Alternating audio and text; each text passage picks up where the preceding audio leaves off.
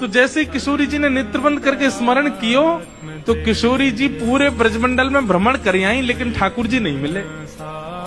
किशोरी जी बोली, आज श्याम सुंदर गए कहाँ, आज मेरे प्राणनाथ गए कहाँ? और ध्यान लगा करके देखो, श्याम सुंदर किसी गिरी कुंज में तो नहीं बैठे, कहीं यमुना तट पे तो नहीं बैठे, कहीं दूर तो नहीं चले गए, दिख क्यों नहीं रहे हैं? और तभी किशोरी जी को ढूंढते ढूंढते ढूंढते दिखाई दियो बरसानो भवन। किशोरी जी कह रही है, बरसानो भवन क्यों दिख रहा है?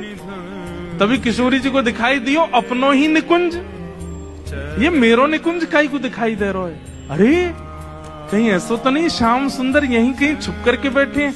और मन में ध्यान से देखो तो किशोरी जी को अपनो ही अंतःपुर दिखाई देने लगो। किशोरी जी बोली, मेरे अंतःपुर में तो केवल ललिता है, विशाखा है, मैं हूँ और श्यामा सखी। और ध्यान लगा करके देखो तो क्षुद्र घंटिका दिखाई देने लगी जो श्यामा सखी ने पहन रखी है। किशोरी जी बोली, ये क्षुद्र घंटिका, ये तो मैंने अभी कहीं, अरे ये तो श्यामा सखी की कमर पे देखी।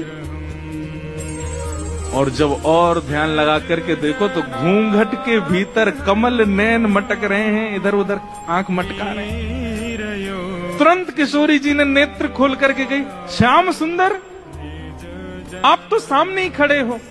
और जैसे ये बात कही, ललिता विशाखा दौड़ करके, कहाँ है कहाँ है कहाँ? बोले यही श्यामा सखी, पकड़ो याकू। ठाकुर जी दौड़न लगे वहां से, इतने में ही पकड़ ली और पकड़ करके जैसे ही चुनरी उतारी, आहा श्याम सुंदर तो सामने ही खड़े।